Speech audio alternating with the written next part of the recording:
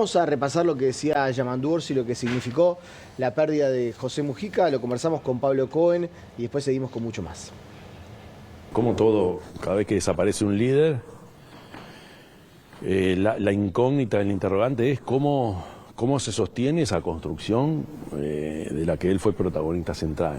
Bueno, eso es el desafío que tenemos cada uno de los actores políticos porque todos pescamos en algunas de esas vertientes ideológicas o del pensamiento o del accionar. Lo puedo hablar de los vallistas, los herreristas, los wilsonistas. En este caso, quienes, no solo el MVP, yo creo que no solo el Frente, hay toda una forma de concebir cómo hacer las cosas que tiene mucho de, como te decía, de lo simple, de lo llano, pero también esa visión geopolítica y regional que lo hace un latinoamericanista muy particular. Trascienden y generan quiebres. Te puedo hablar de Wilson Ferreira Aldunate o podemos hablar de Luis Alberto Herrera, Luis Valle, por supuesto Valle Ordóñez, ¿no? Yo creo que Pepe va a integrar las páginas, como tú decías, no solo de la historia nacional, sino a partir de alguna de sus prédicas, por ejemplo, el discurso de la ONU tuvo trascendencia mundial. Y yo estoy convencido que cuando uno anda por el mundo, a nosotros nos reconocen por el fútbol o por Mujica. Puede ser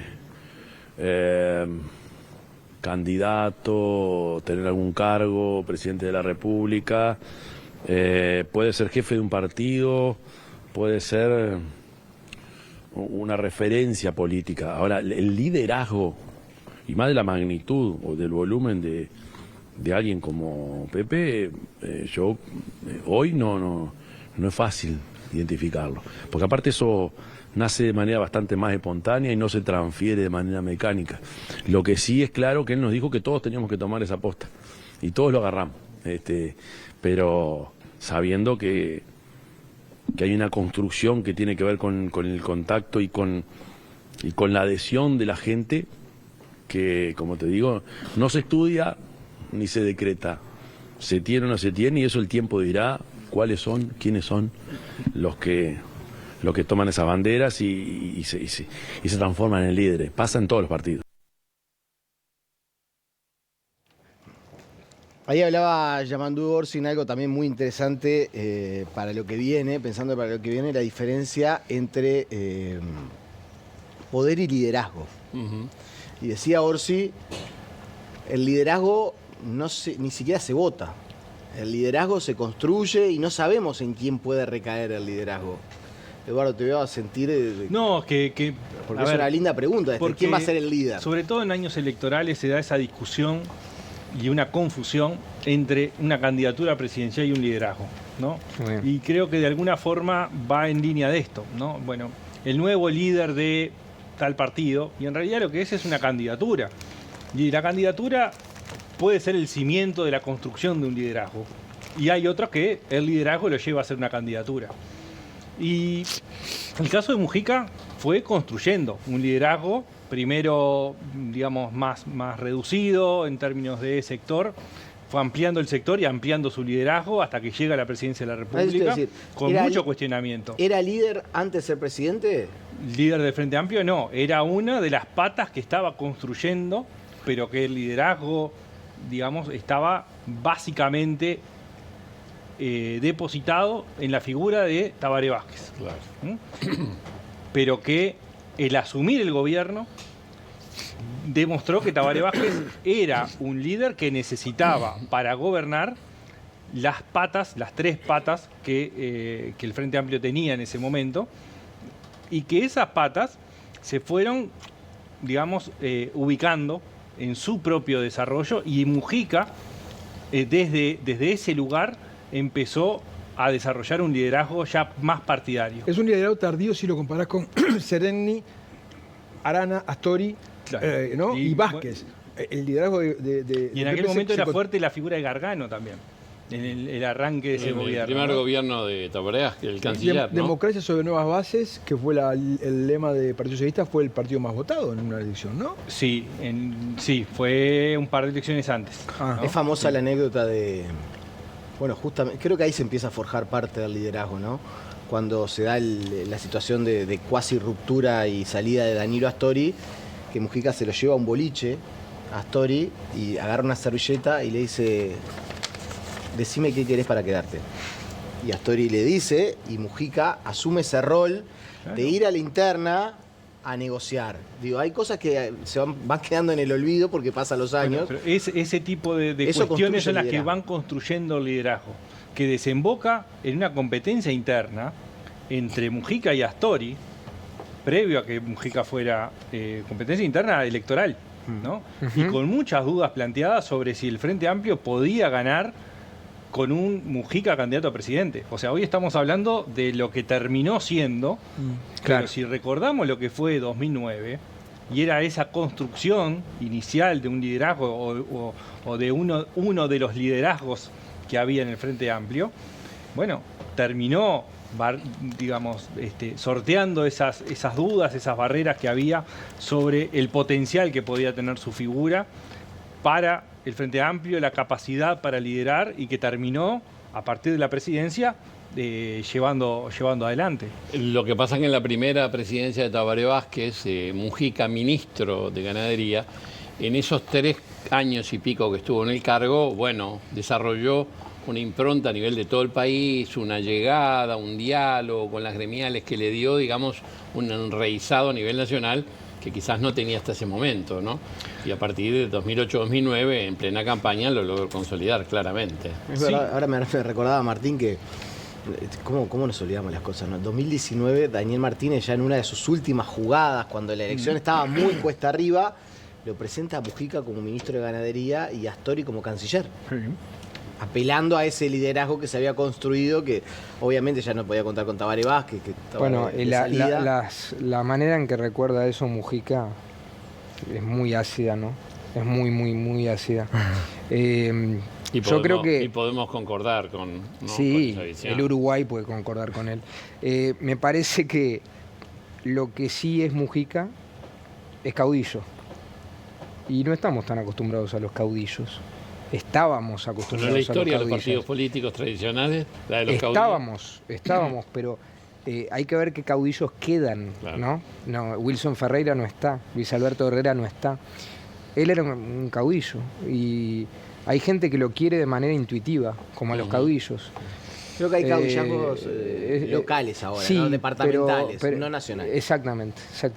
Pero claro, ni Astori, obviamente, ni Vázquez cumplieron esa Vázquez, ¿no? Yo creo que Vázquez tiene el mérito de haber sido 2 veces presidente y que era un hombre realmente carismático.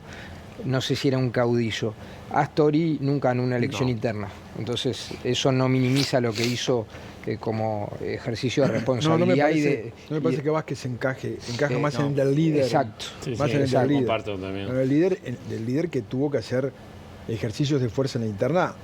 Varias veces dijo, me voy para casa, ¿no? Exacto. No se vota esto, me voy para casa. Y se dio para casa. Renunció al Partido Socialista. Bueno, despedimos a Pablo seguramente por un ratito. En un rato lo vamos a tener nuevamente. Nos vamos a ir a las inmediaciones allí del Palacio Legislativo para que Matías Garro nos transmita cómo está el movimiento, cuánta gente hay y eventualmente si puedo conversar con alguien de esta preocupación que existe acerca de cómo hacer para lograr liberar, por lo menos en parte, las inmediaciones del Palacio antes de la medianoche. Adelante, Mati. Sí, ¿qué tal? El saludo nuevamente. Como lo habíamos prometido, nos encontramos en las inmediaciones del Palacio Legislativo.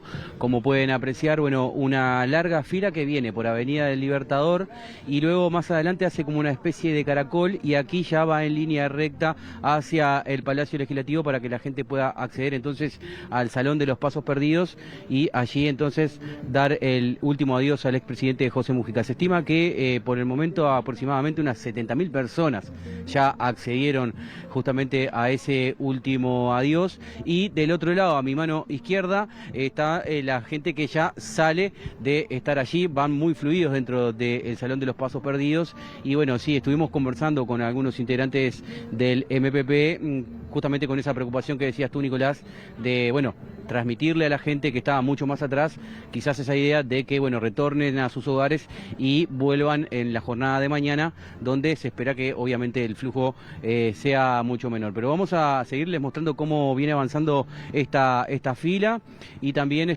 mostrarles a la gente cómo se van acercando hasta aquí y van avanzando lentamente para poder acercarse aquí al Salón de los Pasos Perdidos. Me voy a acercar, aquí hay un caballero que le voy a pedir amablemente si se puede acercar, estamos en vivo. Caballero, primero consultarle, ¿cuánto rato hace que está por acá? Llegamos a las 7. A las 7 de la tarde. ¿Por dónde estaba la fila cuando usted se sumó? Acá donde empieza Yaguarón. ¿Dónde empieza Yaguarón? ¿De dónde viene usted? Del Cerrito. Del Cerrito. ¿Qué significó Mujica para usted? Lo máximo. Muchísimas gracias, muy amable. Bueno, allí amablemente el caballero nos brindaba, algunas declaraciones. Como pueden apreciar, se están moviendo bastante rápido, ¿verdad? Y la gente va acercándose entonces. Caballero, buenas noches. Estamos en vivo para BTV. Si se puede arrimar un poquito para hacerle 2 consultitas bien breves. ¿Cuánto hace que está acá haciendo fila? 2 horas. 2 horas, bueno, y viene fluido, ¿verdad? Fluido, bastante fluido. ¿Por qué altura se sumó a la fila? Se ha quedado muchas vueltas acá en la salida, entras, volvés, salís. Muchas veces se hace. Escuchó que se iba a cortar. kilómetro de Y escuchó que se iba a cortar, quizás a las 11 de la noche se va a cortar para que la gente vuelva, ¿verdad? A partir de mañana a las 10. Exactamente. Sí, se escucha en la escuela eso. Se escucha y se están habiendo conversaciones, quizás los que están mucho más atrás, que vuelvan a sus hogares y vengan mañana, ¿verdad?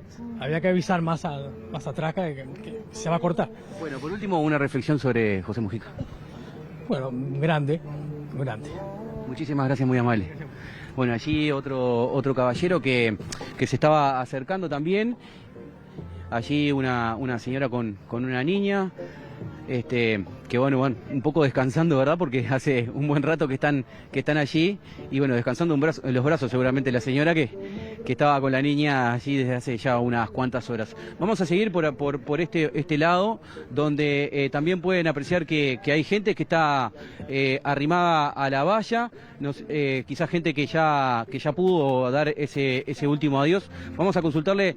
Señora, disculpe, buenas noches. ¿Usted ya pudo ingresar? Imposible, no encontramos dónde termina la fila. ¿A qué hora vino más o menos? Y hace 1 hora por ahí, impresionante. Pero bueno, lo importante es estar. ¿Y tiene pensado quizás venir mañana? No sé si se enteró que va a haber un parate a las 11 y mañana a las 10. Estamos todos, todo el pueblo muy conmovido. Me cuesta hablar. ¿Usted es de acá de Montevideo? Sí, de Montevideo. Bueno, le voy a pedir, sé que estaba conmovida, pero una reflexión sobre lo que significó para usted el expresidente de la República, José Mujica. Para mí lo mismo que para todo el pueblo. Le dejó un legado impresionante, una persona que vivió como pensó, ¿verdad? Y todo lo que hizo, ¿verdad? Todo lo social, cómo colocó al Uruguay en el contexto internacional. ¿Quién conocía a Uruguay? Nadie. Entonces, hay que valorarlo. Digo, ¿qué presidente, que lo único que hizo fue presidir durante 5 años, fue tan conocido a nivel mundial, ¿verdad? Como Pepe. Es el Pepe. Nuestro Pepe querido.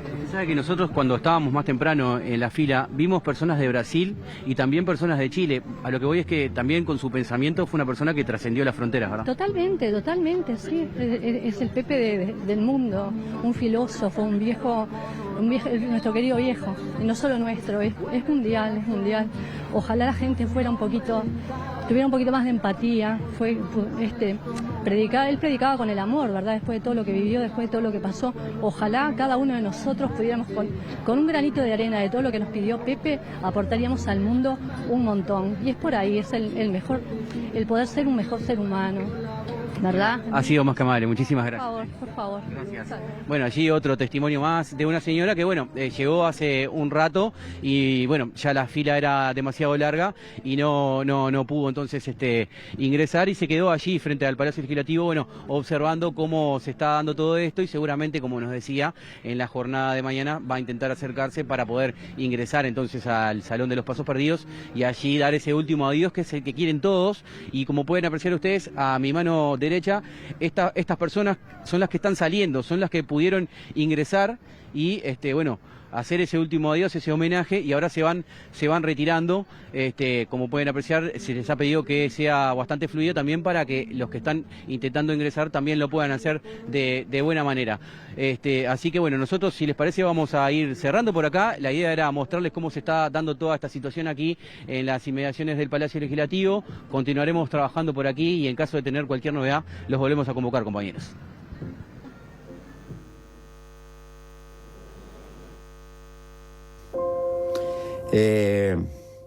campesino para ganarme la vida, y después me dediqué a luchar por cambiar y mejorar la vida de mi sociedad. La única cosa que no se puede comprar es la vida. La vida se gasta. O logras ser feliz con poco, o no logras nada.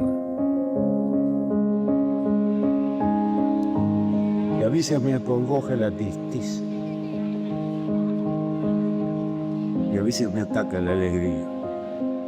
La alegría me ataca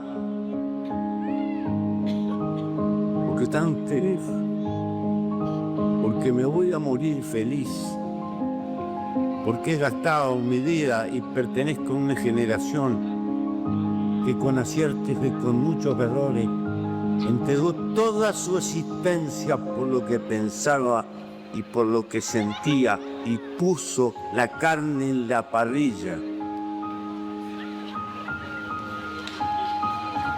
Y me siento que no ha sido en vano.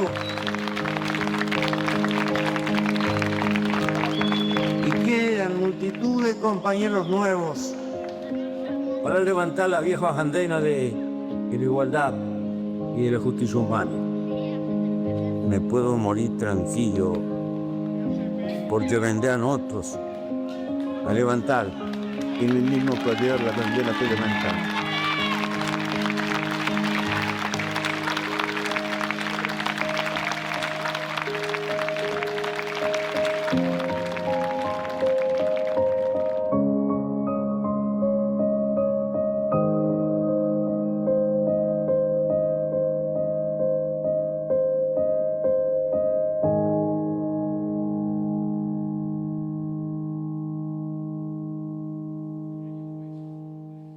Bueno, allí teníamos otro de los homenajes al exmandatario José Mujica. Y de cara a las elecciones de 2005 y siendo senador de la República, Mujica salió a pedir el voto a la ciudadanía para aprobar en la cancha las propuestas del Frente Amplio. Compartimos el siguiente informe. Se puede lograr un gobierno y lo vamos a lograr que administre mejor los recursos de la nación. Pero la verdadera garantía es entender globalmente como sociedad que se nos terminó la siesta y que de aquí en más crecientemente tenemos que mejorar la calidad de nuestro pueblo. Los gobiernos no son de gajo, los gobiernos trasuntan para arriba de efectos que están abajo. Los gobiernos son hijos nuestros, tendemos a reproducir lo que también llevamos y tenemos que asumir, ser una sociedad mucho más seria frente a los fenómenos fundamentales. Es lo que sale a la larga más barato. Se nos termina el tiempo de la joda. Hay que dejarse de joder. Yo diría que el chisporroteo interno ante los problemas que tiene la sociedad objetivamente hoy es una inmoralidad. Lo que le tenemos que pedir no es el alma o la conciencia, le tenemos que pedir el voto, que nos dé una oportunidad para probar en la cancha y que si no servimos que nos saque. Y en una entrevista con Jesús Quintero, más conocido como el Perro Verde, Mujica dijo que la migración para nosotros es una especie de cultura nacional. Eso sostuvo el mandatario. Este es un pequeño país de migrantes. Aquí vinieron por oleadas. A principios de este siglo llegaban 50.000 hombres por año, con su pobreza. Cuando Europa vomitaba pobreza. A veces los esperaban en el puerto para recibirlo. El grueso de la población de este país viene de ese fenómeno migratorio. De la población primitiva casi no quedó nada. Y se le abrió la puerta a todos. Trotamundo, anarquista. Fue una tradición el asilo. Tuvimos un presidente a principios de siglo que a unos anarquistas deportados de Buenos Aires en el puerto no los dejaron bajar. Y el presidente, cuando se enteró estaban por Islas Canarias, los mandó a buscar y les abrió el país. Entonces para nosotros es una especie de cultura nacional. ¿Y qué tengo que decirle a los españoles? Que comprendan eso, el cómo somos. Y también los europeos. Yo sé que los sudacas estamos estorbando. A veces. Y por supuesto que el fallecimiento del expresidente José Mujica generó repercusiones en todo el mundo. Diversos mandatarios y ex jefes de Estado dedicaron sentidas palabras en redes sociales. Lo compartimos con ustedes. El presidente de Chile, Gabriel Boric, expresó en su cuenta X: Pepe querido, te imagino partiendo preocupado por la ensalada amarga que hay hoy en el mundo. Pero si algo nos dejaste fue la esperanza incombustible de que es posible hacer las cosas mejor, pasito a pasito para no desbarrancarnos, como nos decías, y la convicción innegociable de que mientras nos palpite el corazón y haya injusticia en el mundo, vale la pena seguir luchando. El gobierno argentino expresó sus condolencias por el fallecimiento del expresidente y extendió el mensaje a su familia, al gobierno y al pueblo del país vecino a través de un comunicado de la Cancillería argentina. El gobernante de Venezuela, Nicolás Maduro, emitió un comunicado a través del canal de Telegram que maneja. Con profundo pesar, transmitimos nuestras condolencias y sentimientos de solidaridad a los compañeros, compañeras y familiares de José Pepe Mujica, hombre humilde e incansable luchador social, cuya vida fue de lucha enfrentando todas las vicisitudes con entereza y dignidad. Desde Venezuela revolucionaria, libertaria y heredera de Simón Bolívar y Hugo Chávez, enviamos un fraterno abrazo al pueblo de José Gervasio Artigas, nuestro pueblo hermano. El mandatario de Colombia, Gustavo Petro, publicó una foto suya junto a Mujica en la chacra y expresó: ha muerto José Pepe Mujica, el gran revolucionario, el presidente de Uruguay. Adiós, amigo. Ojalá América Latina algún día tenga himno, ojalá América del Sur se llame algún día Amazonia. El presidente paraguayo Santiago Peña también usó una foto suya con Mujica para enviar las más sentidas condolencias a la familia y al pueblo uruguayo por la partida de un hombre fiel a sus ideas y trabajador incansable en la integración de América. La presidenta de México, Claudia Sheinbaum, señaló: lamentamos profundamente la muerte de nuestro querido Pepe Mujica, ejemplo para América Latina y el mundo, por la sabiduría, pensamiento y sencillez que lo caracterizaron. Vuela alto, querido Pepe, fue el mensaje del presidente boliviano Luis Arce. Su vida fue un testimonio de rebeldía y amor a su pueblo y su legado perdurará, expresó. El presidente del gobierno español, Pedro Sánchez, también dedicó unas palabras: un mundo mejor, en eso creyó, militó y vivió José Pepe Mujica. La política cobra sentido cuando se vive así, desde el corazón. Mi cariño más profundo para su familia y para Uruguay. Eterno Mujica. Por su parte, el presidente del Partido Popular Español, Alberto Núñez Feijóo, también dio su pésame a familia y amigos. El expresidente boliviano Evo Morales señaló: nos duele profundamente la partida de mi hermano Pepe Mujica. Recuerdo siempre sus consejos llenos de experiencia y sabiduría. Él fue un ferviente creyente en la integración y en la patria grande. Quedan sus enseñanzas y su ejemplo. Toda América Latina está de luto. El expresidente argentino Alberto Fernández también rindió tributo en su cuenta de X y recordó una foto de ambos. Pepe Mujica ha sido un ejemplo para una política que todo banaliza, un ejemplo de austeridad en una sociedad que premia a quienes amasan fortuna. Sin serlo, ha sido el mejor de los cristianos. Sin Francisco y sin Pepe, el mundo se entristece y se debilita. Mi recuerdo por siempre para ese gran uruguayo. También el expresidente argentino Mauricio Macri publicó en X: mi recuerdo y mi respeto para Pepe Mujica. Fue una persona honesta, comprometida con sus ideas y con la historia del país. Mis condolencias al pueblo uruguayo, sus familias y amigos. Y Rafael Correa, expresidente ecuatoriano, lo despidió con un escueto mensaje y una foto de Mujica: se nos fue Pepe. El portavoz del Ministerio de Relaciones Exteriores de China, Li Xian, elogió a Mujica como un líder de renombre y un buen amigo del pueblo chino. En tanto, la embajada rusa en nuestro país expresó nuestro profundo pesar ante el fallecimiento de Pepe Mujica. Y cuando faltan 10 minutos para las 21 horas, nosotros les vamos a seguir acercando las imágenes de lo que está ocurriendo por estas horas allí en el Palacio Legislativo, tanto en el Salón de los Pasos Perdidos como en las afueras.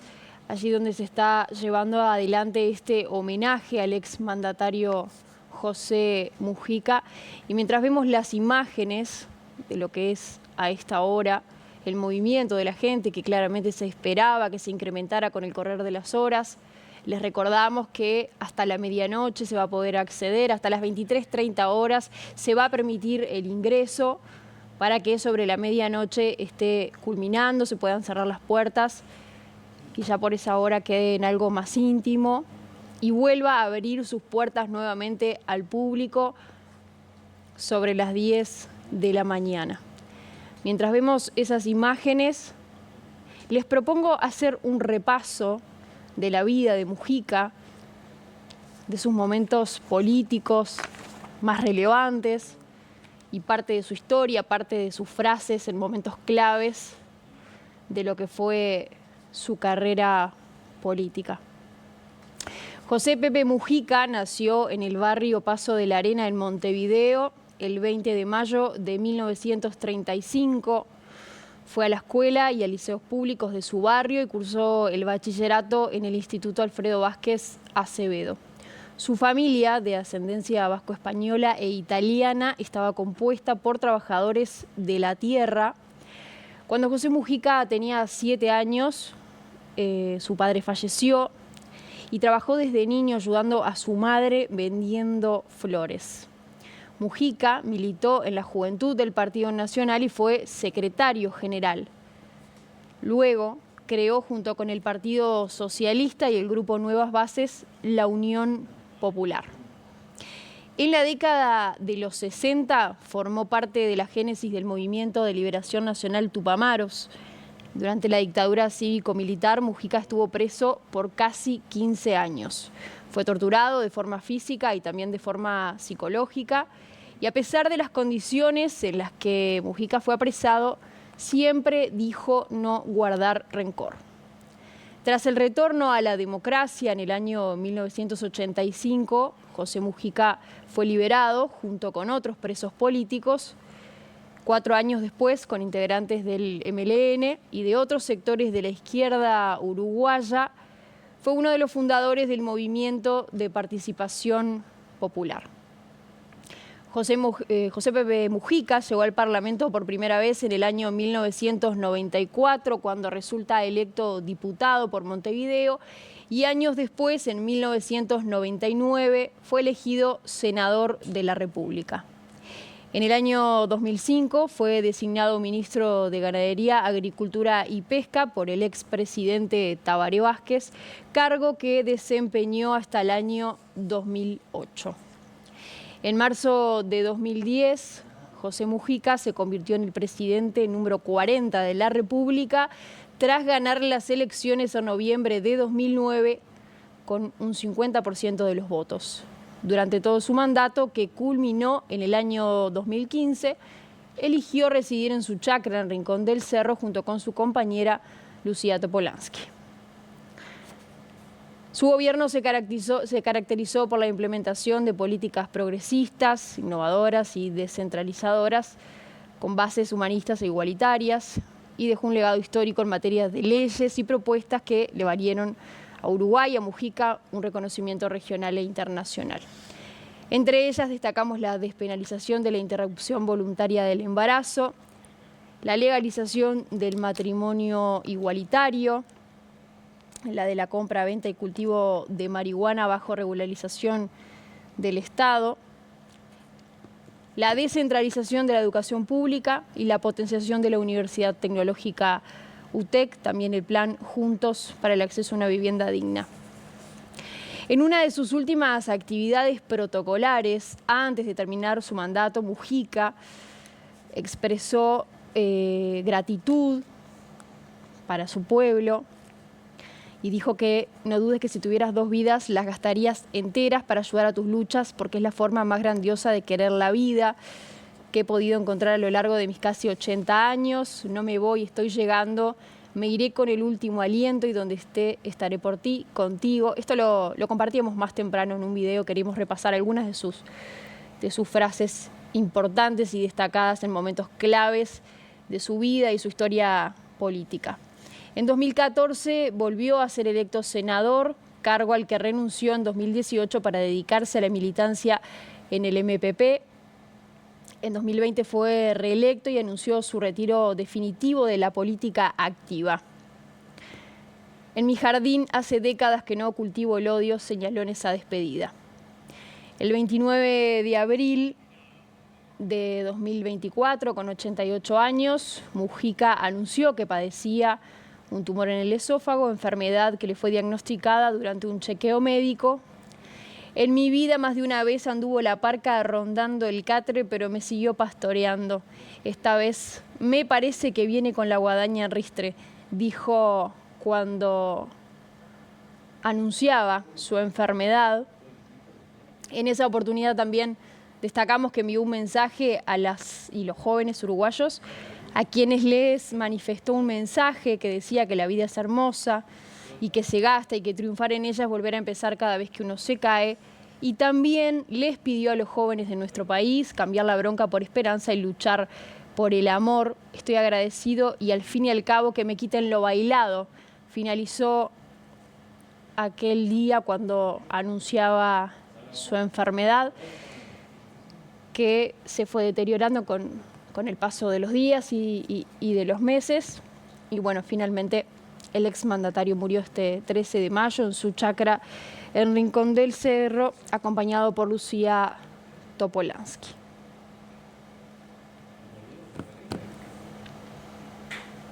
Y quien recordó a Mujica fue su amigo personal, el presidente de Brasil, quien está en China y remarcó en la cumbre de la CELAC, lo celebró, lo destacó con un emotivo discurso. Lo compartimos.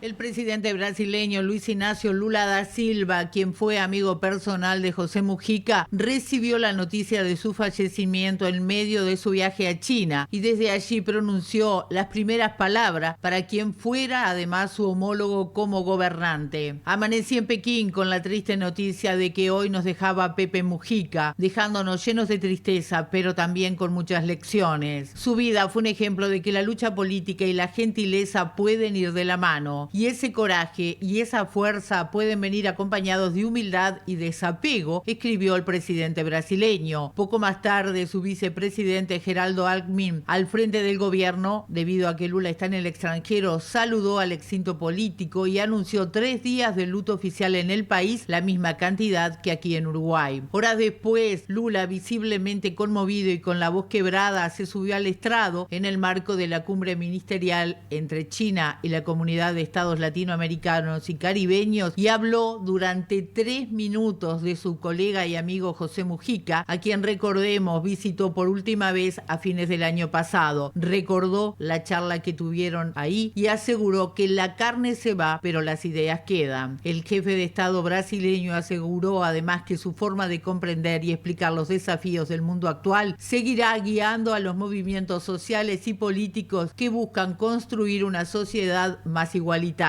Lula se reunió con Mujica todas las veces que venía a nuestro país. Su último encuentro fue en diciembre, cuando al margen de una cumbre del Mercosur le concedió el Gran Collar de la Orden Nacional de Cruzeiro do Sul, la mayor condecoración que otorga el Estado brasileño a ciudadanos extranjeros. Además, Mujica había viajado en enero junto al expresidente Luis Lacalle Pou a la asunción de Lula en su segundo mandato. Nos vamos nuevamente a ingresar al Salón de los Pasos Perdidos con Matías Garro, que nos convoca desde allí. Adelante, Mati.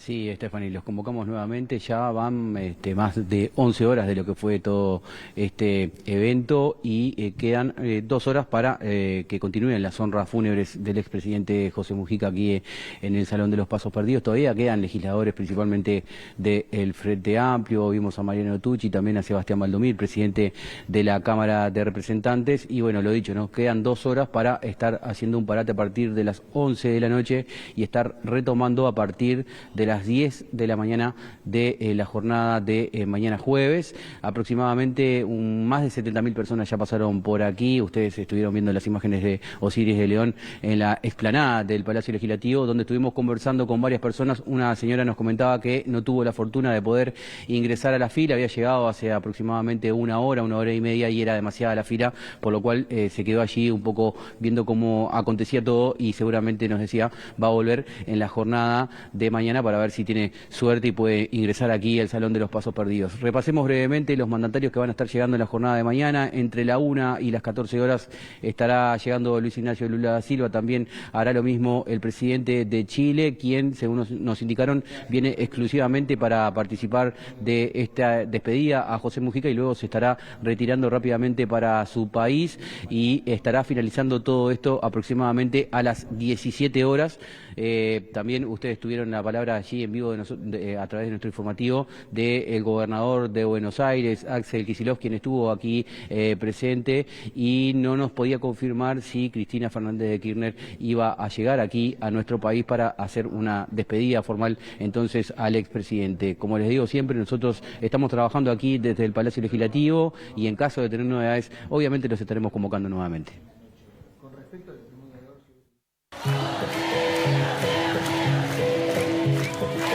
La vida está llena de tropezones y de fracasos, pero es hermosa.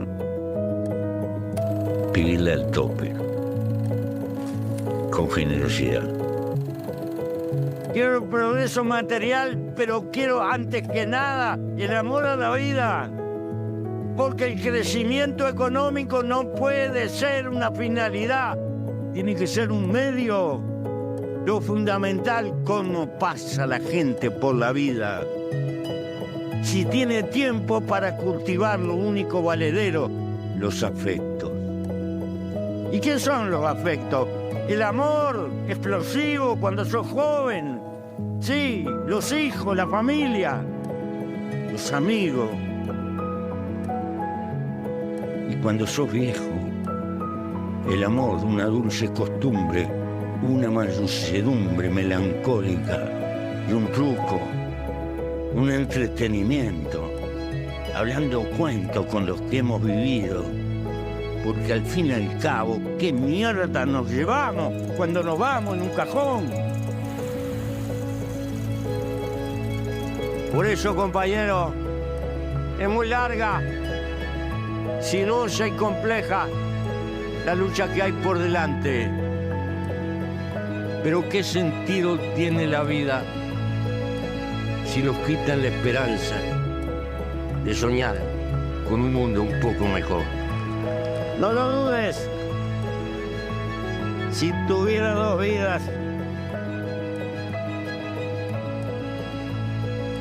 las gastaría entera para ayudar tus luchas, porque es la forma más grandiosa de querer la vida que he podido encontrar.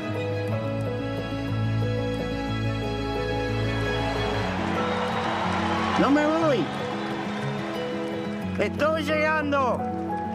Me iré con el último aliento. Y donde esté, estaré por ti. Estaré contigo. Porque es la forma superior de estar con la vida. Gracias, querido pueblo.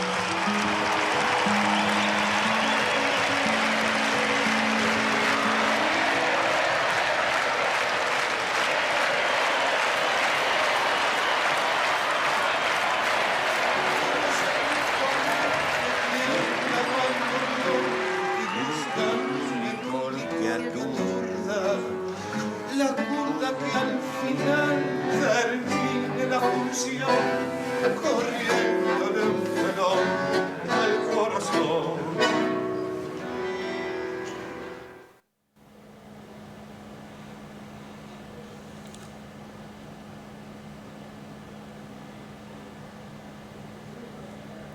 Bueno, seguimos compartiendo homenajes para con el ex mandatario. Recordemos que el 29 de abril de 2024 fue la fecha que José Pepe Mujica anunció que padecía un tumor de esófago. Vamos a repasar cómo fueron los anuncios de su enfermedad, que siempre estuvo acompañado de su doctora de cabecera, la doctora Raquel Panone, también de Lucía Topolansky. Hacemos un repaso de lo que fueron los anuncios de su enfermedad y cómo fue evolucionando la misma. El expresidente José Mujica falleció a los 89 años de edad tras luchar con un cáncer de esófago que posteriormente se expandió a otros órganos. Desde hace semanas permanecía en su chacra de Rincón del Cerro, donde recibió cuidados paliativos para atravesar el dolor, ya que debido a su avanzada edad y otras enfermedades crónicas que padecía, no fue posible realizarle tratamientos bioquímicos ni una cirugía. El exmandatario anunció el 29 de abril de 2024 en rueda de prensa que padecía un tumor en el esófago y que era algo doblemente complejo porque tiene una enfermedad inmunológica desde hace 20 años. Así lo anunciaba el propio Mujica. Que mi vida, más de una vez, anduvo la parca rondando el cáter, pero me siguió pastoreando todos estos años. Seguramente que por obvias razones, esta vez me parece que viene con la guadaña en ristre.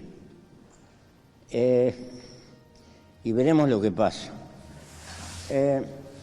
Mientras tanto, mientras pueda, yo voy a seguir militando con mis compañeros, fiel a mi manera de pensar y entretenido con mis verduras, con mis gallinas, porque no se cambia de matungo al final del río. Tras el diagnóstico fue sometido a radioterapia y en agosto del pasado año a una intervención donde se le realizó una gastrostomía quirúrgica ya que presentaba dificultades para comer y tomar líquidos. En agosto del año pasado su médica de cabecera Raquel Panone aseguraba que el cáncer se había curado aunque no estaba en sus mejores momentos. Le hicimos 5 tomografías y no hay señales del tumor, aseguró. A pesar de su enfermedad, Mujica participó el 20 de mayo de 2024 de la Marcha del Silencio y de varias actividades en la campaña electoral de cara a las elecciones nacionales. En las 3 instancias electorales, internas, nacionales y balotaje, concurrió a votar como lo hace habitualmente a primera hora de la mañana. Pero el 9 de enero de 2025, su médica anunció que el cáncer de esófago se había extendido y tenía metástasis. En una entrevista con Búsqueda, ese mismo mes explicaba: sinceramente me estoy muriendo y el guerrero tiene derecho a su descanso. En las elecciones departamentales el pasado domingo, el exmandatario no concurrió a votar y su esposa Lucía Topolansky no quiso hablar con los medios. Más tarde dialogó con Radio Sarandí y expresó: está en la meseta, está a término. En esta etapa están tratando que esté sin dolor y que pueda dormir y que no tenga ansiedad. Yo estoy hace más de 40 años con él y voy a estar hasta el final. Eso fue lo que prometí. Lo que tratamos de hacer es reservar la intimidad de nuestra familia, pero con un personaje como Pepe es medio imposible, aseguró Topolansky. Mujica falleció este martes 13 de mayo, a 7 días de cumplir 90 años.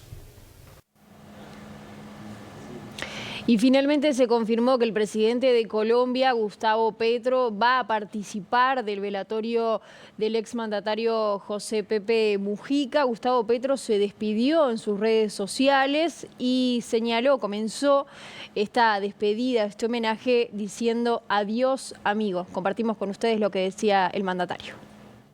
El presidente colombiano Gustavo Petro llegará a nuestro país este jueves a mediodía para asistir al velatorio de José Mujica. Petro, que compartió con el expresidente un pasado signado por la militancia en grupos armados, mientras el colombiano lo hizo en el M-19, Mujica lo hacía en el MLN Tupamaros. Ambos dejaron las armas para dedicarse a la vida política. Petro, en diciembre del año pasado, llegó hasta la chacra de José Mujica para realizarle un homenaje en vida al exmandatario cuando le otorgó la Cruz de Boyacá, la máxima condecoración civil de Colombia, por su compromiso con la reconciliación y la justicia social, valores que resonaron profundamente con los esfuerzos de Colombia por alcanzar una paz duradera, dijo. Petro fue hasta la chacra para realizar este acto, donde además manifestó su admiración por Mujica, calificándolo como emblema de la izquierda de Latinoamérica. El homenaje de Petro a Mujica sirvió no solo para reconocer personalmente lo hecho por el extinto mandatario, sino que además fue un acto de reconocimiento personal, también una oportunidad para fortalecer los lazos entre Colombia y nuestro país. Este miércoles, al conocerse la noticia del fallecimiento de Mujica, en su cuenta de X, Petro publicó un video y señaló: "Me voy a morir feliz por haber vivido de acuerdo a lo que pensaba". Si pudiera volver a vivir, dedicaría mi vida a luchar por ustedes, por mi pueblo. He troteado mucho, pero soy feliz. Me voy a morir feliz de haber vivido de acuerdo con lo que pensaba.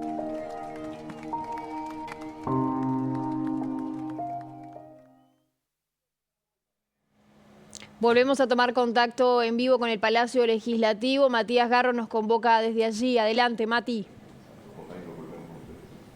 Sí, Stephanie, estamos con Mariano Tucci, que estaba en Santiago de Chile y recibió allí la noticia, llegó hace un rato nada más. Sí, estábamos terminando la participación en un evento que vincula al Palatino con FAO y recibimos la noticia del fallecimiento de Pepe, que era esperada, pero uno nunca está preparado para recibir un golpe de esta magnitud, de este calibre. Por supuesto que estamos viviendo este momento con mucho dolor y mucha angustia, eso es inevitable, pero le decía a un colega tuyo que con mucha capacidad de reflexión, ¿no? Y de ver qué fue lo que el viejo nos dejó, y creo que la enseñanza central de su periplo de vida tiene que ver con aquello de construir más puentes que muros, de construir entendimiento, de cimentar la paz social, de apostar a una mesa donde los partidos políticos tengan la posibilidad de encontrarse en acuerdos importantes para el país y para la gente en definitiva. Lo hizo con su propio espacio político, abriendo la portera para que gente que venía de la tradición blanca, vallista, se pudiera incorporar al espacio 609, y por lo tanto para nosotros es un faro. Yo creo que es una pérdida para el Uruguay, sin ningún tipo de dudas, pero es una pérdida para la política internacional, ¿no? Pepe era un capital de la política internacional, de lo mejor de la política internacional, y por eso lo llora el Uruguay y el mundo entero. En Santiago de Chile la gente estaba conmocionada, y por eso también seguramente en las próximas horas esté arribando aquí el presidente Boric junto con otros mandatarios, porque hay una necesidad de rendirle tributo a alguien que dejó huella de verdad. Usted forma parte de esa barra joven, pero con experiencia también, ya con legislaturas encima. ¿Por qué Mujica tenía esa llegada con los jóvenes y los atraía a la política? Porque interpretaba, yo no soy tan joven, tengo 43 años, pero creo que es un gran intérprete de todas las generaciones. Él tenía una relación muy cercana, muy llana con los gurises, con los veinteañeros, con los treintañeros, con los parlamentarios jóvenes. Él tenía muy claro cuáles son las vicisitudes que tiene una persona joven y qué es lo que tiene que hacer, porque tiene un trayecto de vida muy importante, donde vivió absolutamente todo. Hay que tener tiempo para el amor, decía, hay que tener tiempo para cultivar las amistades, para formarse, para militar, porque hay que militar, porque hay causas. Las personas pasan, las causas quedan, y esa forma de conceptualizar la vida es lo que yo entiendo a todos nosotros conmovió y acaudilló. Es el último gran caudillo que tiene la política uruguaya desde mi perspectiva política, por todo esto que te estoy diciendo. Porque tiene un lenguaje llano, pero es un intelectual, porque es un hombre que movió masas más allá de su organización política, porque tiene una construcción discursiva que es absolutamente abarcativa, donde alguien que tal vez se siente identificado con la tradición blanca o vallista lo vota. Entonces yo creo que la política pierde uno de sus activos sustantivos y por supuesto que lo vamos a extrañar y trataremos todos, quienes integramos su espacio político y quienes somos frente amplistas, de estar a la altura del desafío que dejó planteado.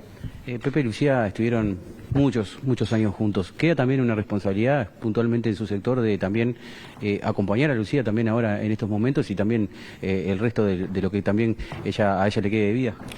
El movimiento de participación popular y el espacio 609 tiene una característica central que es cuidar a sus compañeros y a sus compañeras, ocuparse y estar presente siempre al lado de quien la está pasando mal en este caso, porque la compañera perdió a su compañero de ruta de tantísimos años y está rodeada por sus compañeros y por sus compañeras y obviamente que vamos a estar muy presentes de su cotidianeidad, pero ella es una compañera muy fuerte que seguirá militando hasta el último día, porque de eso se trata la vida política. Todos los que integramos ese espacio político hemos resuelto dedicar nuestra vida a la actividad política, al servicio público y por lo tanto a trabajar para la gente. Ese es nuestro objetivo central y ese es nuestro desvelo y va a seguir siendo así. Por último, ¿qué le parecieron las reacciones del sistema político? Algo que nosotros naturalizamos, pero que ha sido muy valorado en el resto del mundo. Muchos legisladores de todos los partidos se han acercado hoy aquí también a saludar a los cercanos y también a darle un último adiós a Mujica. Bueno, yo vi poco porque hace pocas horas que estoy en el país, pero sí me contaron. A mí no me sorprende.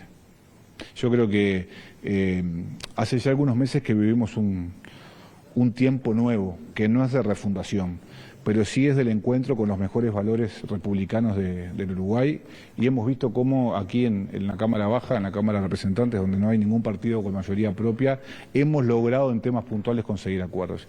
Y eso habla de una madurez del sistema político que nosotros queremos reconocer no solamente en los frente amplistas, sino también en el resto de los partidos políticos. No hay que olvidarse que acá está la experiencia más rica de la izquierda en América Latina y yo creo que en el mundo, que es el Frente Amplio, pero también en Uruguay están los partidos políticos más viejos del mundo. Y eso es una gran señal y tiene que ver con una trayectoria institucional del Uruguay que hay que respetar, que hay que cuidar y que hay que cultivar.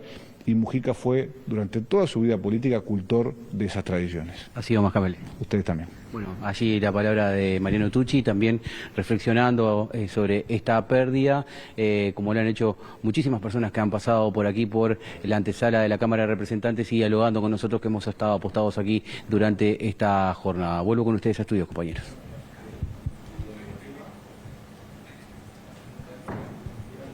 Muy bien, gracias Mati por este aporte. Vamos a tomar en cualquier momento contacto contigo nuevamente. Ahora les proponemos volver a nuestra mesa de análisis. Nico, adelante. Muchas gracias, Steffi. Vamos a seguir con algo bien interesante. Ya obviamente estamos transitando la recta final de lo que es la noche de hoy. Recordemos, esto sigue mañana a partir de las 10 de la mañana con el último adiós a José Mujica. Gaby, contanos qué es lo que vamos a escuchar a continuación. Perdón, un día, el 14 de marzo creo que fue, me llamó y... ¿De este año? Sí. Y me dijo, vení que te quiero hablar una cosa. Y allá fui yo. Y te quiero hablar del agro. Y entonces prendí el teléfono y me dio una clase sobre el agro, pasando por todo, la lana, la leche. Cosas muchas básicas que la verdad sería para armar una clase, ¿viste? Y terminar con esta ignorancia agropecuaria que tenemos, ¿no? Y nada, y después se fueron para otros lados, nunca lo usé esa grabación, él me llamó para que yo usara, nunca lo usé, fue una hora, saqué algunos tramos, creo que el primero que separamos es sobre el papel que la ganadería, según él, jugó en la despoblación de la campaña, a ver si lo tenemos ahí. Pero es rico en pasto. El Uruguay es una pradera gigantesca. Y esto es clave. Porque eso fue el instrumento de nuestra historia. Incluso de algunas virtudes y de algunos defectos. Por ejemplo. Las vacas casi se crían solas, precisan poca mano de obra. Mientras que donde se cultivaba algodón, azúcar, que se precisaban oleadas de gente para cosecha, se mantenía una población rural. En cambio acá se exportó muy fue un país de emigrantes del campo a la ciudad muy tempranamente, porque la ganadería precisaba a poca gente.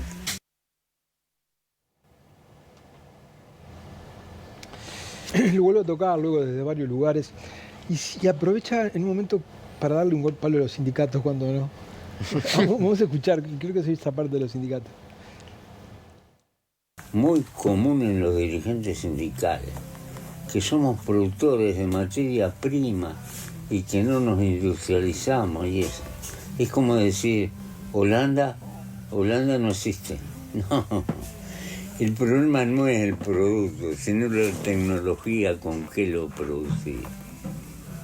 Pues un ternero de los llanos bolivianos es muy distinto a un ternero del Mississippi. ¿Te das cuenta? La tecnología que hay metida es totalmente distinta. El problema no es el producto, sino el valor agregado que permite el desarrollo técnico y científico. Y, bueno, la industria del CMD, eso. ¿Cómo le explicaba al mundo que el año pasado tuvimos el Aberdeenango campeón del mundo? ¿Sabe cómo se...? Eso, juntan la información de todas las exposiciones, ¿no? Y ahí hay un tribunal del técnico que conoce y dice, el mejor es este. Bueno, nosotros teníamos el mejor Aberdeenango del mundo, nadie se enteró. Muestra ahí 2 o 3 facetas que si uno se pone a repasar históricamente lo acompañan de larga data. Ganadería, obsesión porque Uruguay desarrolle tecnología, sea de punta. Y demografía. ¿Se acuerdan del lío que se armó cuando él era presidente y dijo que quería traer ecuatorianos para poblar la campaña? Y puso ese ejemplo. Hay que traer ecuatoriano y boliviano para poblar la campaña y la gente casi que le atacó la yugular porque él siempre estaba un paso adelante viendo la jugada, un ajedrecista, ¿no? Veía la jugada 2 jugadas adelantadas. Tenía un amigo que me decía, un momento que los Beatles podían componer cualquier cosa que hubiera estado bien, porque eran los Beatles. Este era igual, este podía tirar cualquier cosa que en algún lugar más o menos podía caer, ¿no? Él está obsesionado con que Uruguay debería ser un vendedor de semen y de semillas mejoradas a Brasil, ¿no? Él dice que tenemos que ser como Holanda con respecto a Europa en cuanto a que la tecnología va por ese lado. Y lo de los sindicatos, él lo dice en la nota que le hice, que los sindicatos no pueden estar con el discurso del miedo de que la tecnología les haga perder trabajo. Los sindicatos tienen que apoderarse de la tecnología. Eso es una cabeza moderna. Y en la entrevista que le hacemos acá en el informativo en BTV Noticias antes de la elección de octubre, yo voy a la chacra, se la hago directamente a la chacra, y bueno, hablando, estaba discutiéndose sobre lo de Odone, me dijo una frase que me va a quedar en el recuerdo y la he repetido varias veces con varios dirigentes políticos. Me dijo, mijo, no hay mejor ministro de Economía que el precio de las commodities. Diciendo, no te preocupes por Odone, que si las cosas internacionalmente van bien. Él estaba obsesionado y arrancó la entrevista, por más que yo le pregunté otra cosa. Es el famoso viento de cola, ¿no? Arrancó la entrevista diciendo, tenemos que producir más, para producir más hay que regar mejor. En Brasil tienen no sé cuántas tajamares y represas construidas y nosotros, si no mejoramos la productividad, no hay para repartir. Tenía una obsesión marcada con el tema de que Uruguay tenía que producir más y mejorar su tecnología, invertir en eso para producir más cantidad. Porque hoy por hoy no estamos dando abasto, por lo menos no estamos pudiendo dar ese salto de calidad que él... Y él hablaba de poner varios pisos, ¿no? Y su ministro estrella de ganadería, que fue Tabaré Aguerre durante 10 años, al igual que Bonomi estuvo 10 años en el Ministerio de Trabajo, Tabaré Aguerre fue su ministro, digamos, en su periodo y el de Vázquez Carreteró, ¿no? En el libro de los Indobales el tema ganadería aparece sobrevolado, pero no hay como un capítulo especial. Ahora, no puedo creer que en un año no te hayas sacado el tema porque era como su obsesión prácticamente. A ver si me ayudan con este corredor uruguaya, Santiago Urrutia, puede ser. Él pone de ejemplo ahí al papá por una tecnología que importó. Coloniense. Exactamente. Y dice, todos tendrían que ser como el papá de Urrutia. Y empieza a hablar de cosas que para mí son, digamos, como me decía Miguel Arregui cuando estábamos en el diario, joven, yo lo quiero, pues usted es muy urbano, ¿no? No, era imposible que no sacara el tema. Y como dijiste vos, podías estar hablando de literatura o de alta política o de baja política, pero en algún lugar le salía, porque para él era estratégico y decía que en el fondo en el Uruguay todo era fácil porque teníamos más vacas que personas, que no nos complicáramos tanto. Dos ejemplos que me ponen en la charla, uno es de Mikhail Kalashnikov, que fue el inventor del fusil de guerra más famoso de la historia, ese que tiene el cuerno doblado. Kalashnikov. Kalashnikov. Sí, se llama el fusil, se llama así. Tiene su nombre, que era un mecánico, dice, y terminó generando esto. Y el otro, el dueño de Honda, que también era un mecánico, y después de la guerra empezó a hacer autitos, cosas de lata, chiquita, y mira lo que terminó haciendo, ¿no? Ligado con esto tiene mucho que ver su obsesión por la UTEC, por la generación También, de la UTEC, ¿no? Sí. O sea, para mí es la gran obra de su gobierno. Bueno, sí, sin duda. Yo entiendo la y en agenda el de interior derecho, entiendo todo. Ha tenido una influencia muy importante. La obra. La valoración sobre esa construcción que hizo. La obra de la UTEC para el interior, para cientos de jóvenes, porque aparte es revolucionaria en su concepción, porque viene de un intento fallido de dotar de más recursos a la UTU y de dotar de otra formación a la Universidad de la República. Y dijo, como no le puedo entrar, no puedo torpedear la Universidad de la República, ¿sabes lo que hago? Siguió un camino similar al de Tabaré Vázquez con el plan Ceibal, ¿no? Lo sacó del sistema formal, él lo creó en la UTEC, y además hay un dato que no es menor, que se discutió mucho al comienzo de la UTEC, y fue no implementar el cogobierno. Con lo cual, la gestión, Rodolfo Silveira, un hombre bastante llegado de su confianza, que fue de los primeros, no sé si todavía sigue dirigiendo la UTEC, le dieron forma a un proyecto fantástico a nivel de todo el país, ¿no? Sí. Pero yo quería volver un poquito atrás a lo que era, no digo una obsesión, pero sí el amor que tenía Mujica por el tema agropecuario. Yo ayer relataba que lo conocí formalmente en el año 1994, cuando él, en el 95, mejor dicho, cuando él es diputado, integra la Comisión de Ganadería, Agricultura y Pesca. Yo seguía los temas agropecuarios por mi formación y lo seguí mucho tiempo. Por supuesto, cuando llegó a ministro también tuvimos mucho contacto. Y él era un gran hincha de lo que era la lechería como un elemento, digamos, de colonización, de que la familia se asentara en el territorio.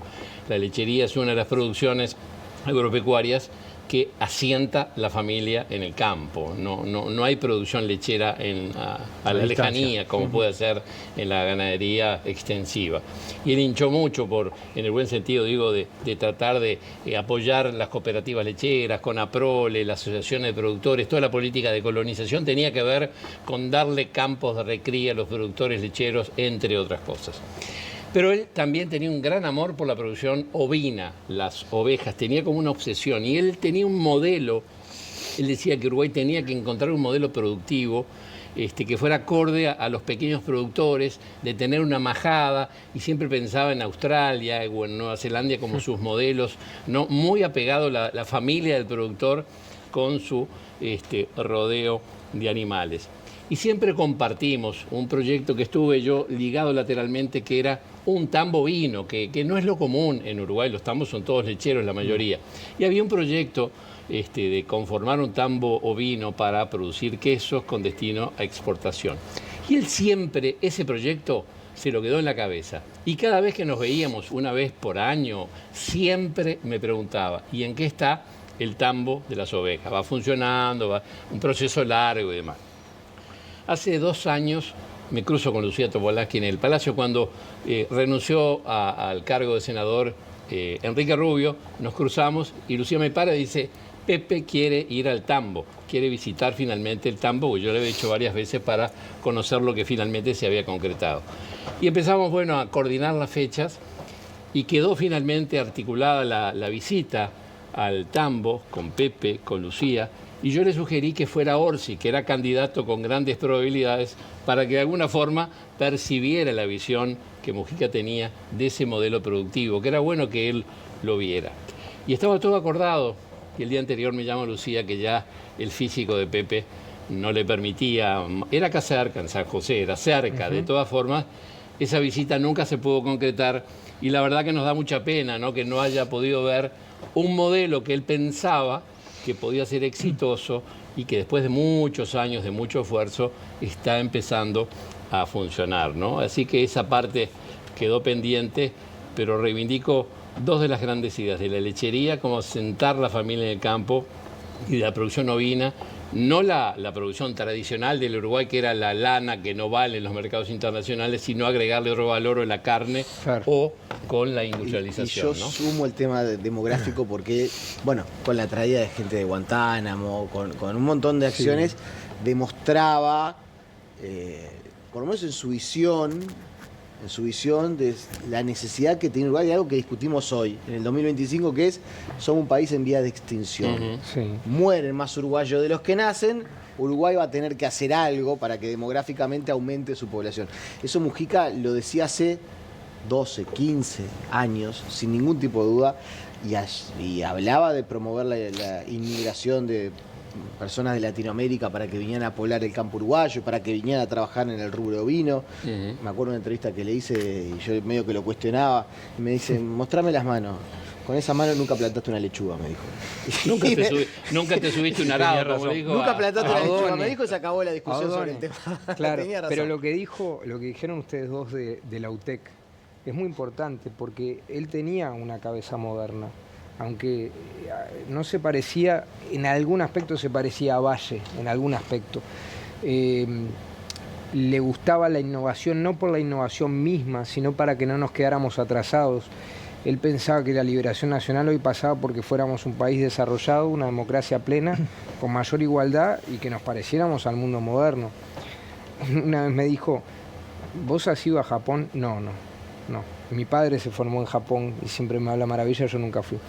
Así que nunca hablaste con un robot en Japón, ¿no? Y me empezó una anécdota extraordinaria de los procesos de automatización que tienen su lado negativo, pero en todo caso que tenemos que afrontar porque si no nos van a dar de lleno cuando lleguen con toda la fuerza a lo que llega más tarde al Uruguay, ¿no? Es lo que él critica la tecnología desde un lugar, pero desde otro, como decía Dorian, no se pone delante de ella. Es humanista, pero es pragmático. Pero fíjate, ahora estoy empezando a repasar y me empiezan a aparecer cosas mentalmente, ya vamos a seguir con los audios de Gabriel, pero hoy por hoy, ¿cuál es otra de las cosas que discutimos en el país? El tema desplazamientos, rutas, trenes.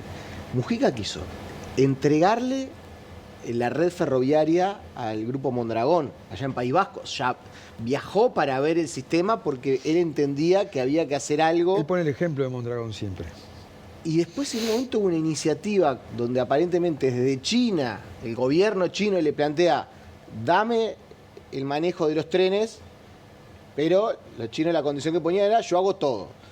Yo con mi gente construyo las vías, sí, claro. Yo con mi gente opero, y ahí encontró la resistencia. Pero dos de las obsesiones de él era mejorar el transporte ferroviario porque entendía que Uruguay, insisto, estamos hablando de gobierno 2010-2015. Y otra que están discutiendo hoy y que no encontramos solución, obviamente. Otra de las obsesiones, cuando él hablaba de ponerle varios pisos, ¿no?, a la producción agropecuaria, pues somos una población muy chiquita que produce mucho y tiene que exportar y tiene capacidad de exportar mucho más, fue el riego. El segundo mandato de Tabaré Aguirre, él lo defendió ante el presidente Tabaré Vázquez por la estrategia del riego, avanzar en el riego. Y el Uruguay siempre encuentra motivos para estancarse, y allí estaba el tema de la propiedad del agua, los permisos para pasar el agua de un campo a otro y más, y eso está hasta el día de hoy trancado, a pesar de que el riego ha avanzado mucho, ¿no?, de la mano de la agricultura, pero estamos años luz. Tenemos que tener un cuarto del país bajo riego, pero que el Estado tendría que financiar la mitad y la otra mitad de los privados. Es muy costoso y acá no hay grandes millonarios. Entonces me cuenta esta anécdota que está grabada. Vamos a compartir el tercer audio. Acá no hay millonarios, no hay ninguno. Esa vez que estuvimos con Slim, mirá, ellos tienen una sociedad de padres e hijos que se reúnen una vez al año. ¿Los millonarios? En distintos países. Ah, este grupo. Sí, son 1000 millonarios. 1000 millonarios. Para arriba. Como uruguayo no había nadie, le encargaron a Bulgeroni que le hiciera acá. Que fuera en representación. Porque Bulgeroni tiene Acá. inversiones en Uruguay. Sí. Está, y Bulgeroni es de la barra esa. Entonces hizo una bruta reunión Ah, para que hiciera una reunión acá. acá. Y la hizo en Punta del Este. Vos sabés que la prensa no se enteró o no se quiso enterar. ¿Y cuántos empresarios fueron a esa reunión? Y vinieron varios de América. ¿Pero de Uruguay fue alguno? Nadie. Ninguno. La hizo un argentino en el Uruguay. Pero y no fue ningún empresario uruguayo tampoco, porque no hay ninguno de ese nivel. No hay ningún millonario. Él es muy amigo de Bulgeroni. Se reúne a veces. Entonces cuenta que Bulgeroni tuvo que esta reunión de 1000 millonarios que se hace en distintos lugares, para hacerla en Uruguay, Bulgeroni tuvo que representar a Uruguay, que es argentino, porque no había ningún uruguayo que fuera 1000 millonarios. Para ir a ese club que se reúnen una vez por año en distintos lugares de América, hay 2 o 3 foros de estos, pero para este foro en particular solamente tienen acceso a esa reunión personas que tengan más de $1.000 millones. Entonces se le llama el Club de los 1000 millonarios. Hay varios en Argentina, en Uruguay, diría el contador Damiani, en otro libro de Pablo Coe, no hay ricos, hay riquitos. Más riquitos. Entonces no hay 1000 millonarios.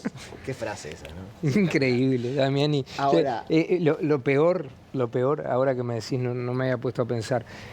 Lucía era lectora mía, pero Mujica la primera vez que me vio me dijo, yo lo primero que leí de vos es Los dichos del contador.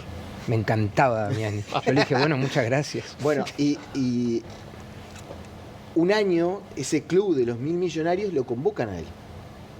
O está la idea de Bulgeroni de convocarlo a él y de presentarlo para que él vaya a disertar a ese club.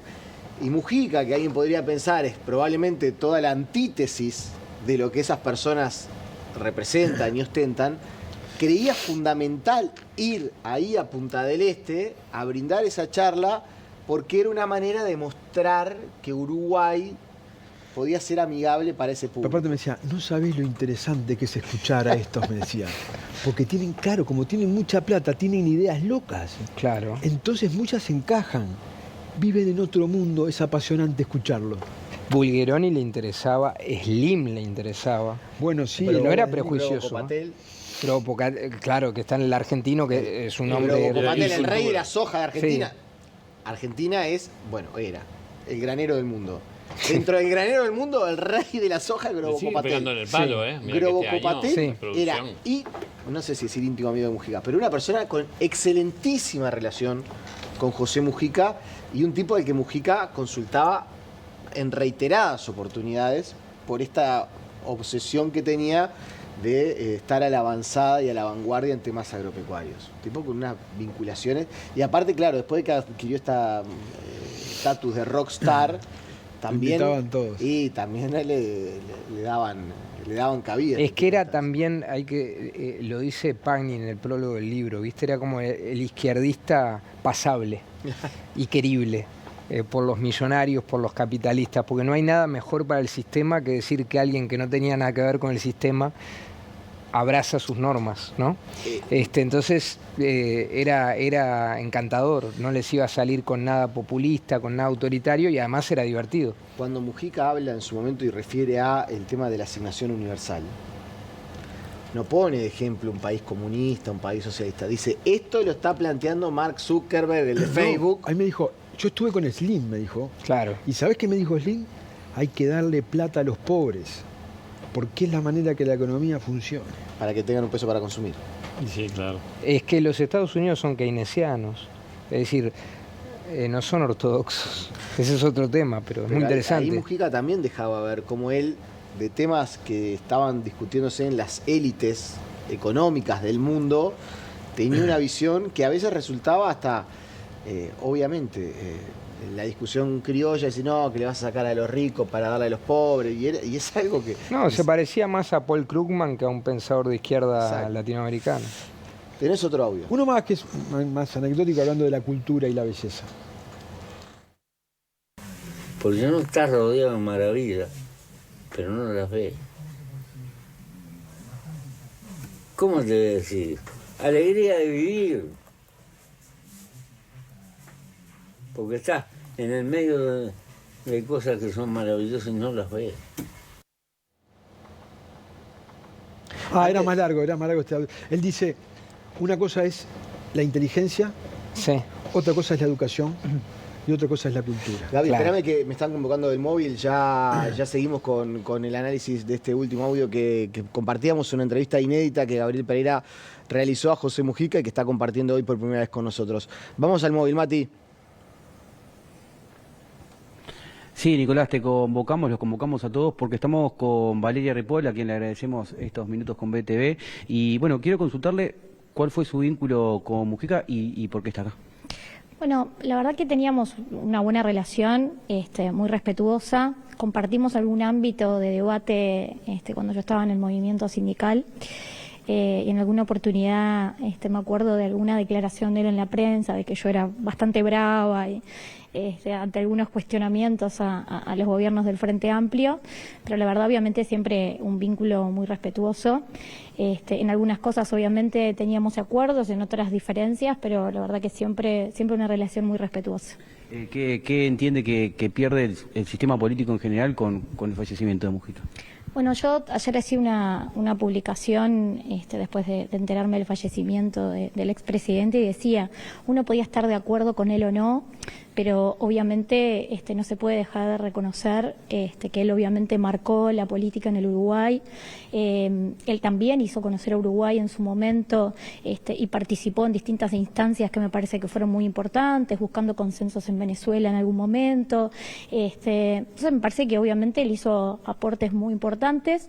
Hoy otros referentes, yo los escuchaba, por ejemplo, a la Calle Herrera, que decía, obviamente quizá con parte de su vida uno no comparte sus decisiones, pero creo que con el correr de los años uno va madurando y va tomando decisiones en este sentido obviamente acompañadas en lo que tiene que ver con la vida democrática, con estar dentro del sistema político, respetar muchísimo a los distintos partidos políticos más allá de sus diferencias, y en algún momento también me siento que tuvimos algo en común, más allá que quizá en el camino inverso, él pasó de estar en un partido tradicional a entender que su lugar de militancia era el Frente Amplio.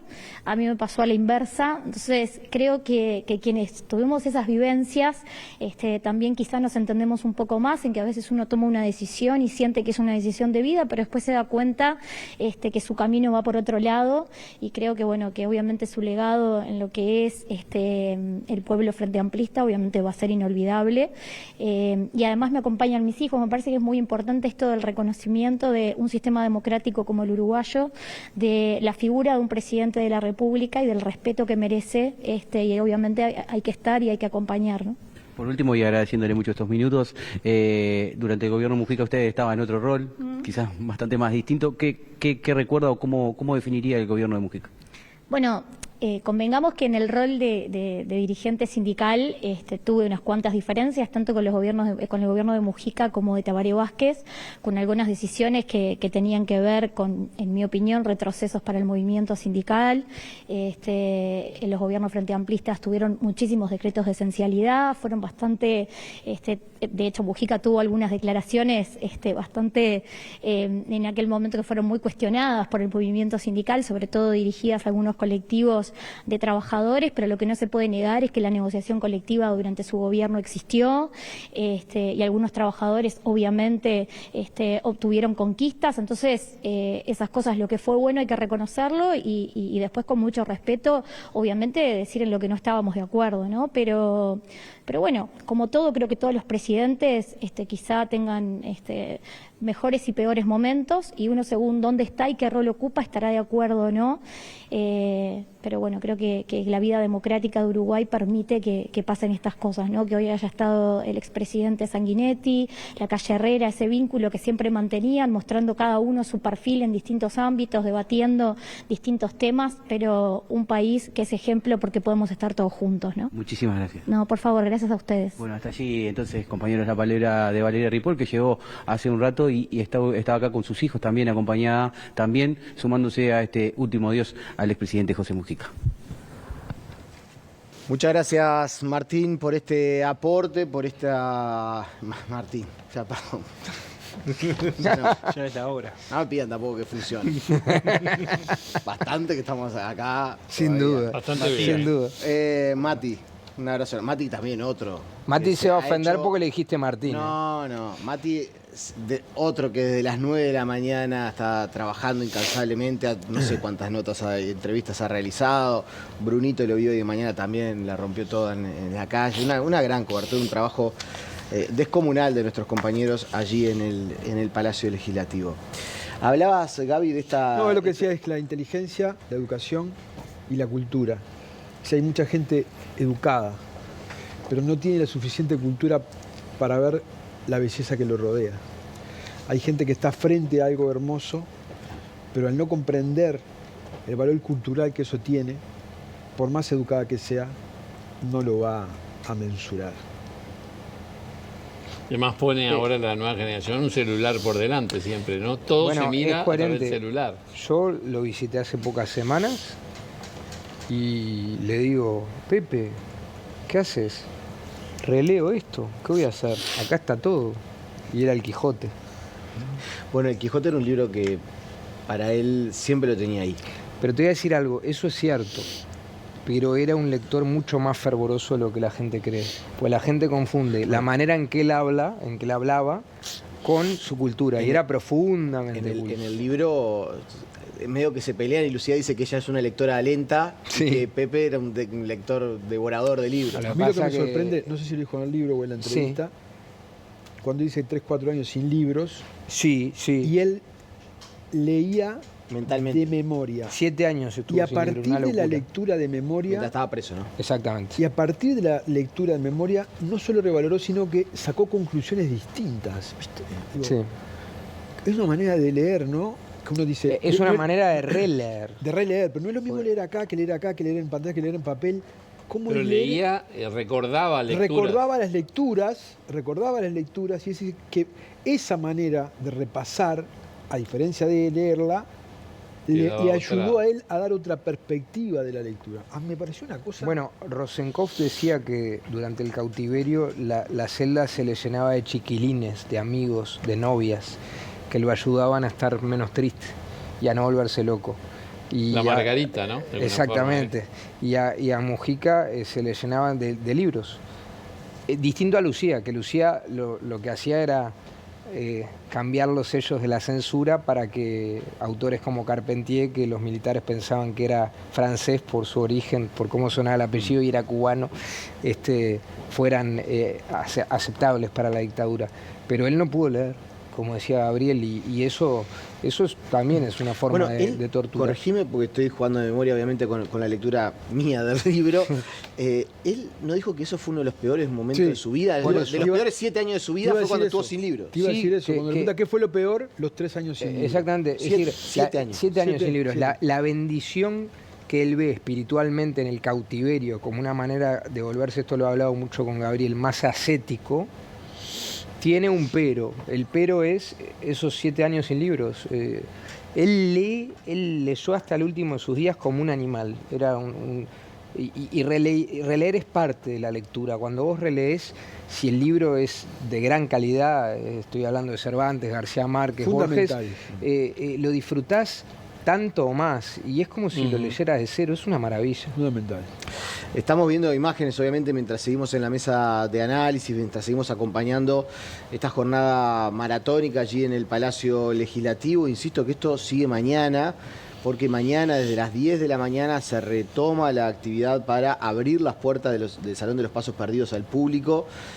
Porque mañana también se produce el arribo de mandatarios extranjeros. La verdad que en esta última hora no he consultado, pero sí me confirmaban el arribo de José Mujica, después de Luis Ignacio Lula da Silva después del mediodía, y de Gabriel Boric, también cerca de esa hora, para asistir y brindarle el último adiós a José Pepe Mujica. Hoy, más temprano, hablábamos en una estimación cercana a las 20:30 de 70.000 personas que ya habían pasado por el Palacio Legislativo.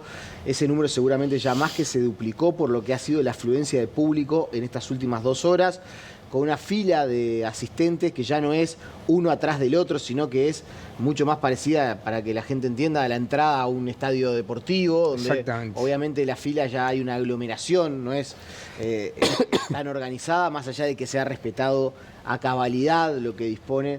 Miren esa imagen de esa persona totalmente conmovida frente al féretro de José Mujica. Hemos visto imágenes de estas estremecedoras, de la emoción de muchas de las personas, que algunos de ellos ahora ya llevan 1 hora y media, 2 horas de espera para poder entrar allí al Salón de los Pasos Perdidos, con niños chicos, con ancianos. Veíamos hace un rato una persona no vidente, acompañada por un familiar, por un amigo.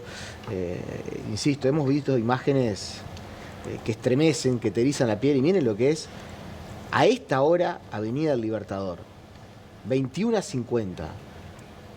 Insisto que hay personas militantes del equipo de la organización del MVP que están pidiendo a la gente que no siga llegando, que no hagan la fila. La fila hasta hace un ratito tenía 10 cuadras. La cola tenía 10 cuadras para ingresar, hacía como un serpenteo además, porque salía por Avenida del Libertador, cruzaba obviamente Avenida de las Leyes, volvía por Libertador hasta agarrar Yaguarón y después se metía por Yaguarón y seguía serpenteando por allí. Insisto, más de 10 cuadras de fila para poder entrar y brindarle el último adiós a José Mujica, una jornada que, insisto, va a continuar mañana, ¿no? Y esto es importante, Gaby lo decía bien. Es bravo decirle a alguien que viene de Barros Blancos, andate para tu casa y volvé mañana, ¿no? Pero vos sabés que si no, es curioso porque él dice en el libro que no le importa el mundo de los recuerdos porque es demasiado efímero. Pero a los uruguayos les importa saludar a Mujica y decirle cuánto lo quieren y cuánto significa en su vida. Y por otro lado, hablando de literatura, hay un cuento de Rodolfo Fogui, el argentino, que se llama La Cola. Un cuento extraordinariamente bien escrito, en el que él, que era un viejo militante trotskista, se reconcilia, por lo menos parcialmente, con el peronismo, cuando ve la cola de gente que despide a Perón, y va hablando con la gente y dice, esto no puede ser, esto es un fenómeno sociológico. Y acá, bueno, tenemos un especialista, es un fenómeno sociológico, ¿no, Eduardo?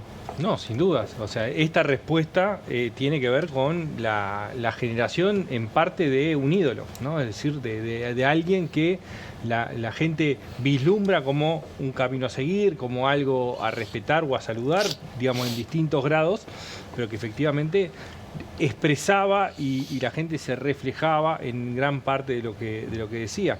Y es el proceso que se dio también de aproximación de Mujica a determinado segmento, que lo hablamos ayer en términos y más temprano, en términos etarios, ¿no? La transversalización de una persona digamos, que asume un liderazgo y un estrellato a los 70 años, ¿no? Y a los 70 años conecta con la juventud universitaria, con la juventud general, sobre todo en la expresión juventud universitaria latinoamericana, ¿no? Es decir, que los movimientos estudiantiles universitarios toman a Mujica como un faro, digamos, de referencia, y eso se ve también acá, ¿no? Es decir, no solamente la juventud, sino transversal, y acercando gente lejana a la política, no por la política, sino por la figura. Claro. ¿No? Y es otra de las virtudes y las transformaciones que hizo Mujica en su pasaje por esta actividad. Chicos que usan TikTok de repente, que no ven tele, a los que la política partidaria no los atrae y que ven en Mujica un ídolo popular. Claro.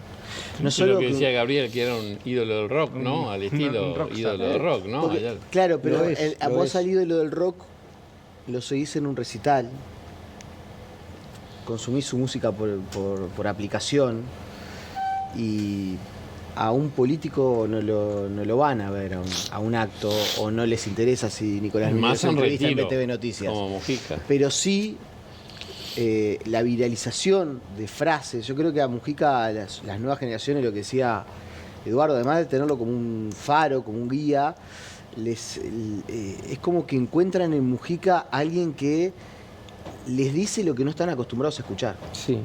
Pasó en la Argentina hace poco con Bergoglio. Bergoglio es el ídolo de los ateos y los agnósticos. ¿Alguna vez viste un papa así? Y eso es por el carisma, por la calidez, por la cercanía, no solo por el mensaje.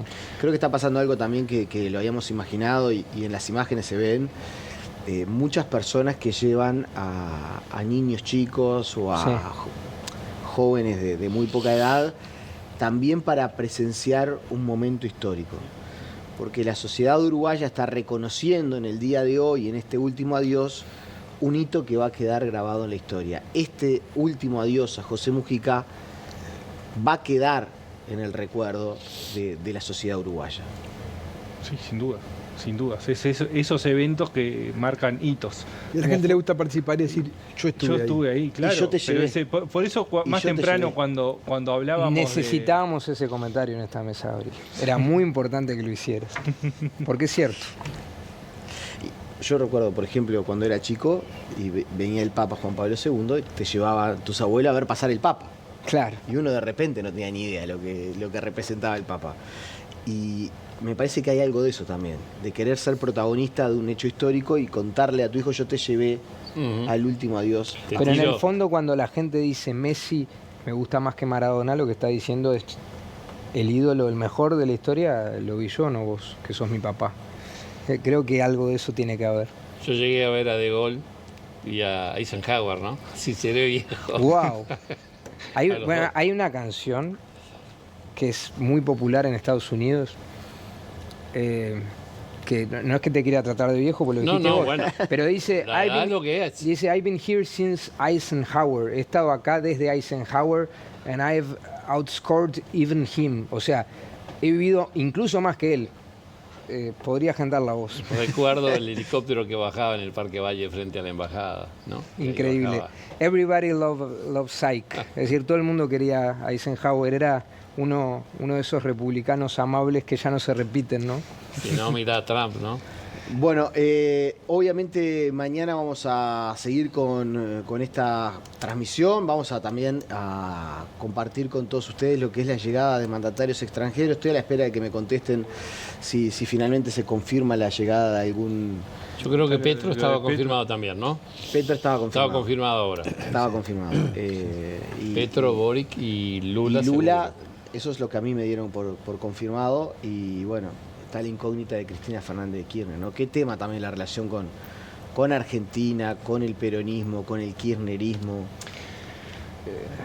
Mujica, entre otras cosas, y que lo hacía atractivo, era que decía lo que se le ocurría, pero que también tenía muchas contradicciones, ¿no? Porque así como impulsó la UTEC, así como el estudio era base de la liberación de las personas, también hablaba bastante mal de los profesionales.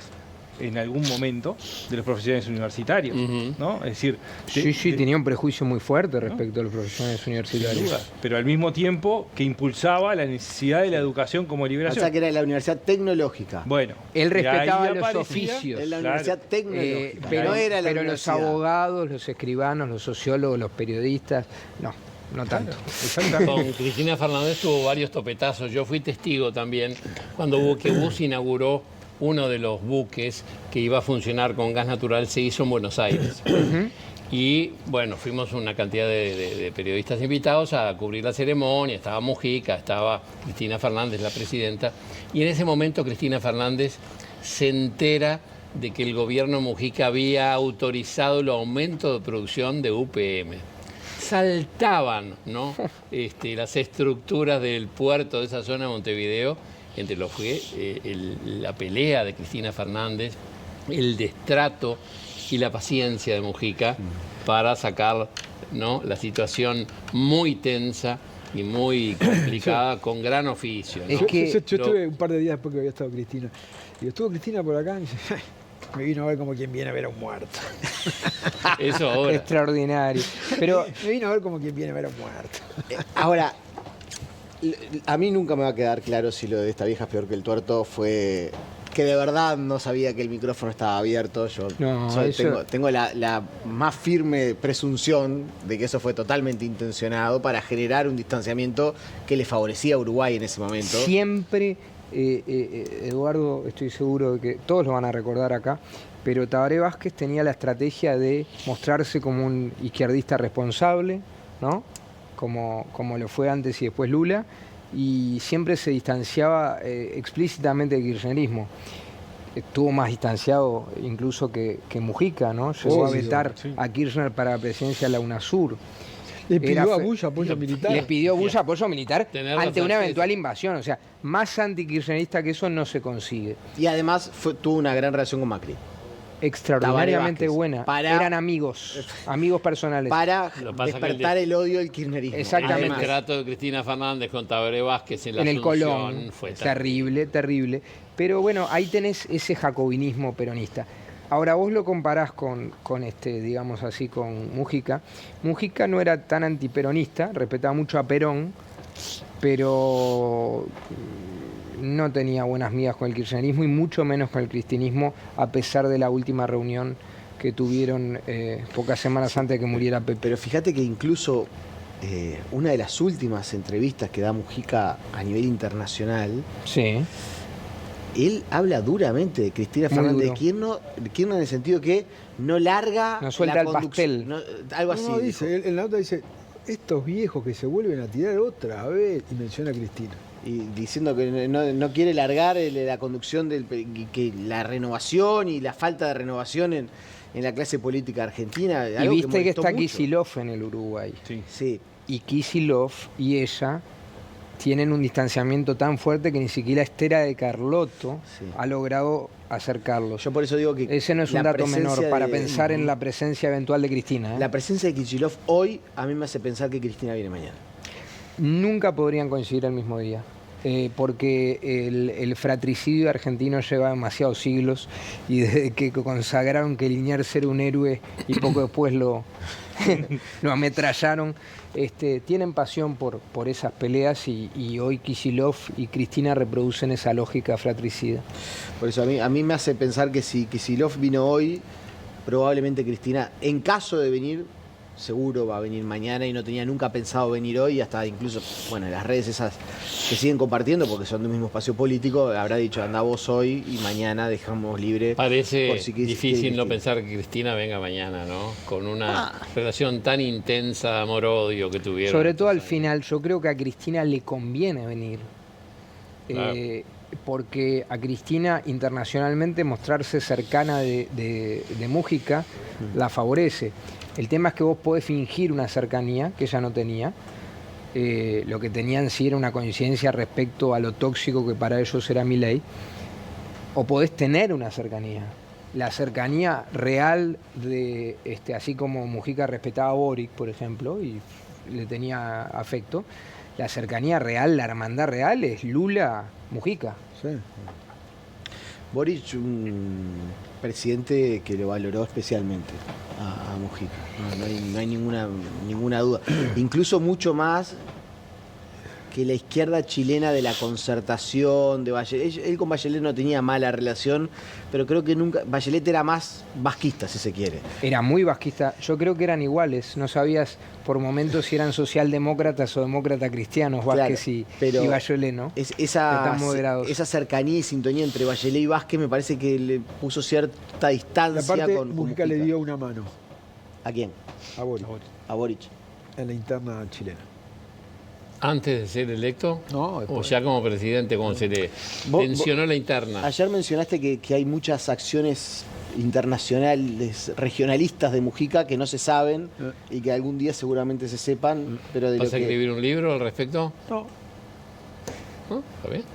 ¿Y cómo se van a saber? Se van a saber. Porque todo se sabe, dice uno. No todo. No todo, es cierto. Preguntar ese mismo.